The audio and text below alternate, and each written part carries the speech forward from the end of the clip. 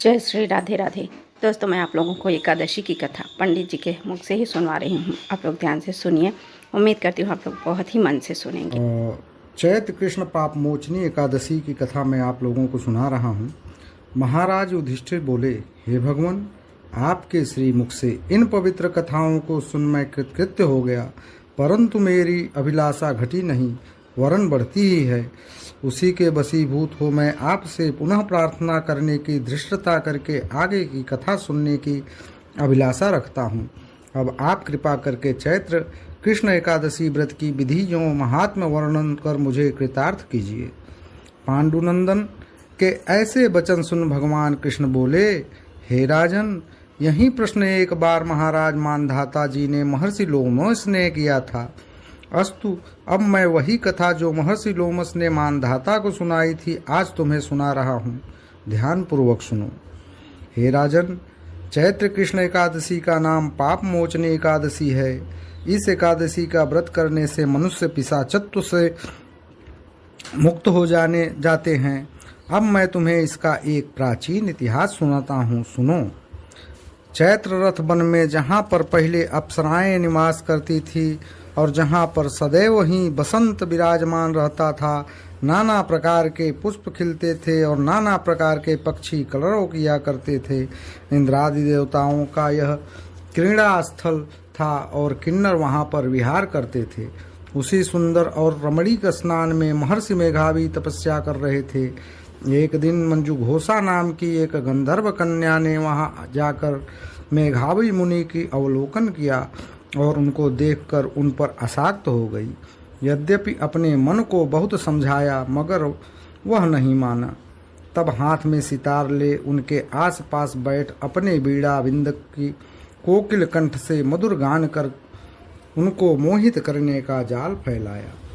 उसको वहां उपस्थित देखकर भगवान शंकर का प्राचीन शत्रु कामदेव शिव भक्त मेघावी मुनि को पराजित करने में तुल गया। अप्सरा की भौहों को कमान, कटाक्ष को प्रत्यक्ष, नेत्रों को बाण बनाकर मंजू घोषा को उसका सेनापति बना दिया और आन बान और शान के साथ मुनि पर चढ़ाई कर दी।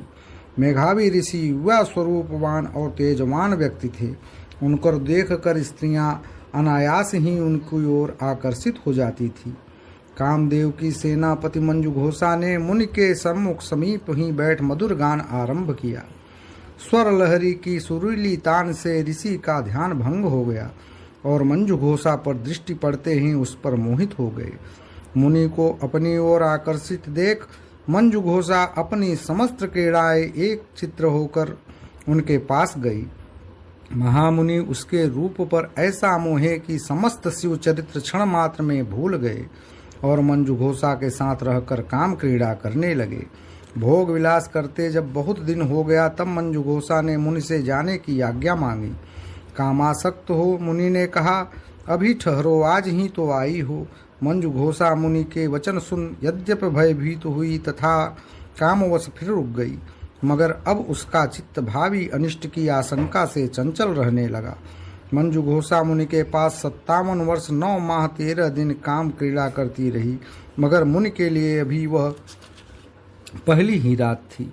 एक दिन मंजू घोषा के आज्ञा मांगने पर मुनि ने वही प्राचीन पाठ दोहराया। तब वह भयभीत होती हुई किंचित मुस्कुराकर कहा, प्रभो, कितनी संध्याएं आईं और चली गई, मगर आपको अभी एक रात ही हुई। मंजू घोषा के ऐसे वचन सुन मुनि की मोह निद्रा भंग हुई और उन्होंने ध्यान करके अपने चरित्र को देखा। रहस्य जानकर मुनि अत्यंत क्रोधित हुए और कहने लगे, दुष्टे, तुम्हें बार बार धिक्कार है। तूने मेरी अब तक की सारी आराधना नष्ट कर दी, अतः तुम पिशाचनी हो जाओ। मुनि के शाप से मंजू घोषा पिशाचनी हो गई और मुनि के चरणों पर गिरकर कहा, प्रभु, मैं निरपराधनी हूँ, मेरा क्या दोष है? आपने मुझे व्यर्थ ही शाप दिया है। खैर, अब जो होना था सो हो गया। अब कृपा कर शाप मोचन का उपाय कहिए। मंजू घोषा की दीन वाणी सुन मुनि का क्रोध नष्ट हो गया। तब उन्होंने कहा, जाओ, चैत्र कृष्ण एकादशी का व्रत करो, तुम्हारा पाप नष्ट हो जाएगा। इस प्रकार वह अपने पिता च्वन के पास गए। च्वन ने उन्हें देख आश्चर्य करते हुए पूछा, तुमने कौन सा असत् कार्य किया है जिससे तुम्हारा तेज और पुण्य नष्ट हो गया है? मेघावी ऋषि ने पिता को सारा हाल बताकर पाप से मुक्त होने का उपाय पूछा। पुत्र के ऐसे पूछने पर च्वन ने भी पुत्र को वही सलाह दी जो उन्होंने मंजुघोषा को दी थी। अस्तु मेघावी ऋषि और मंजुघोषा दोनों ने पाप मोचनी एकादशी का व्रत करके अपने अपने पापों को नष्ट किया। पाप मोचनी एकादशी का यह प्रभाव है कि व्रत करने वाले के पाप नष्ट हो जाएं। इस कथा के भी कहने और सुनने से हजारों गोदानों का फल होता है। ब्रह्म हत्या, सुवर्ण चुराने का पाप, शराब पीने का पाप, गुरु पत्नी गमन का पाप, यूँ संसार में समस्त पापों को यह पाप मोचनी एकादशी नष्ट करती है।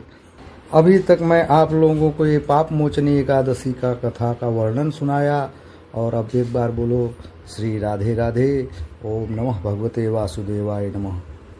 राधे राधे मित्रों, आप लोगों को ये कथा कैसी लगी आप लोग कमेंट करके ज़रूर बताइए, और अगले ऐसे ही कथा सुनने के लिए मेरे चैनल को सब्सक्राइब कीजिए, लाइक कीजिए, शेयर कीजिए। जय श्री राधे राधे।